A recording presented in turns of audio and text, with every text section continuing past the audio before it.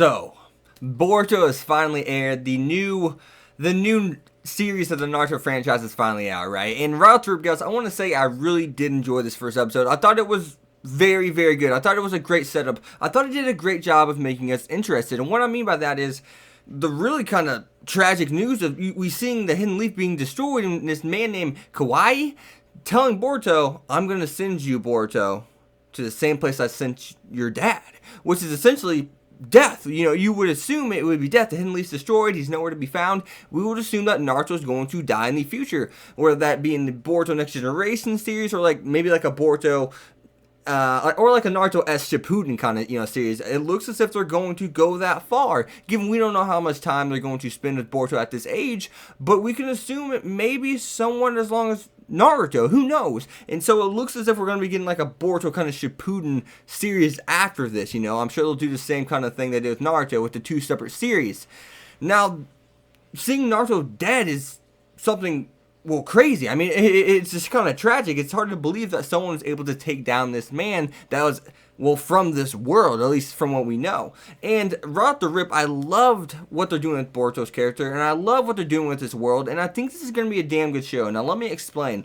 And I think it's all a result of the modern day kind of aspect that's given to the show, right? They've inserted modern day technology, video games, all those kind of things.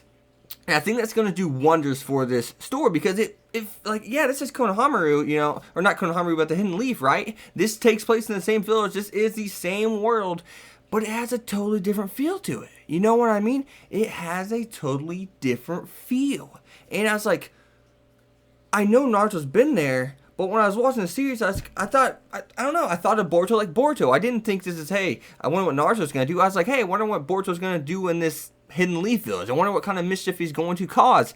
As we see, he wrecks a train car into Naruto's freaking face, and which is absolutely hilarious, may I add. So we see that Boruto is really his own character too at the same time. He definitely has the personality of Naruto, right? He's that outgoing, go-lucky kind of kid.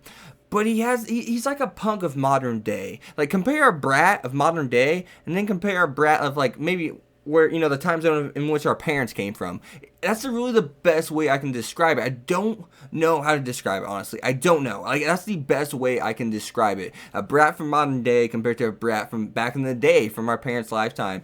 And I think you guys who have watched Naruto and Boruto will probably be able to understand that a little bit better than how I'm explaining it, or you'll get how I'm explaining it because of that. And He's just a spoiled brat, really, kind of, right? So it's really interesting seeing this aspect of Boruto, and he wants to follow his own path, right? He wants to follow his own path, and he states that in the end. He's like, whatever path I choose, it's not going to be anything like my dad's. And I really like that. I want it to feel as if this is Boruto's story, not Naruto. And we see like some of Boruto's attitude too at the same time. Whenever he's talking to Hinata, he's like, your dad's busy. He's not here because he's doing work. He's keeping everyone in the village safe.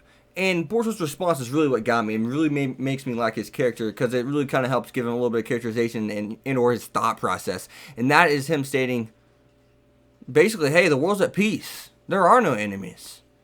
What the hell are you talking about? And that's kind of what he's saying to Hinata, right? And I love that because he's so right.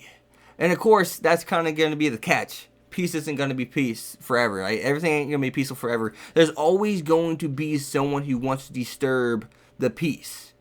That believe this isn't right. Believe that something's unfair. And then they act upon that. And obviously we see Kawaii, whoever this man is, he destroys the whole Hidden Leaf. And obviously he kills Naruto, apparently. So we see that. And can I say that character design is bad fucking ass. That is the coolest character design maybe I've ever seen. That was so cool. Boruto looks like he's gonna be a damn baller in the future, man. Like, oh my god, that will definitely be my thumbnail. But and he's just stating everything's peaceful. There are no enemies, and it's so cool. It's really making me like his character because he comes from a different generation. He comes from modern day. He doesn't come from Naruto's day. Whenever like Naruto's basically born when everyone's at the standoff, right? So it really helps add characterization to Boruto's character because he doesn't come from the same time period, and they're really putting a big emphasis on that. This is modern day. This is the future that everyone's wanted, and well, maybe not every old school people because the technology, but you guys get what I'm saying there, and I really liked it because it really helps Boruto's character. It doesn't really flush him out, but it sets him up great, and it's really gonna make us see him develop and see what hard work is and see what all these things are and see what respect is, you know. So I really did enjoy that, but he is Naruto. Don't get it wrong. Do not get it twisted. Boruto is most definitely Naruto, and we see that in the back alley scene whenever he's helping Dinky, and whenever he dumps the soda on one of the kids saying, "Oop, it slipped." We see that at heart he's Naruto.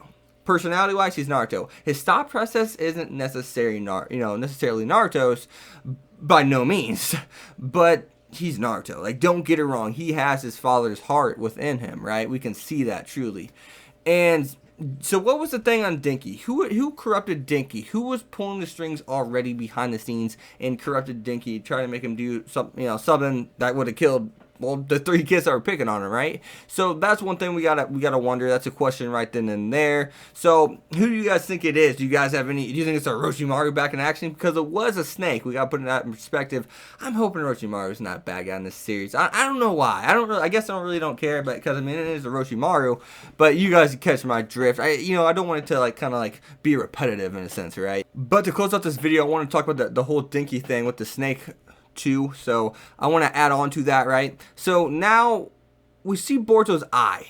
I think it's his right, left, I can't remember. I think it's his right eye. I think the thing that was going on with his eye is kind of flashing. It's kind of his pupil stayed black, but his eye turned a lot like a lighter blue or a whitish per se. I have no idea what that was.